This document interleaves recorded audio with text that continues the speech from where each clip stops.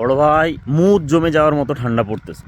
মূত্রথলিত মনে হচ্ছে যে মুদ জমে গেছে। এরকম ঠান্ডার মধ্যে কিছু ছেলে পেলে দেখছি যে গোসল করে একবারে পুরা বাহুবলী ভাবলি গোসল করে মনে হচ্ছে দেশ উদ্ধার করে দেবে। ওই দেশ উদ্ধার করার দায়িত্ব নিছে ওই গোসল করে। আমাকে জিজ্ঞেস করো লাস্ট কবে গোসল করেছি? আসো বগল শুকো দেখো কবে গোসল করেছি।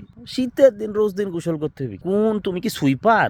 না কোন নালা নর্দমার মধ্যে তুমি পড়ে থাকো যে তোমাকে রোজ দিন গোসল করতে হবে? আমি তো একদিন গোসল করলে 7 দিন নবজাতক শিশুর মতন একদম পাক পবিত্র থাকি। তোমার রোজ দিন গোসল করালে কি সমস্যা?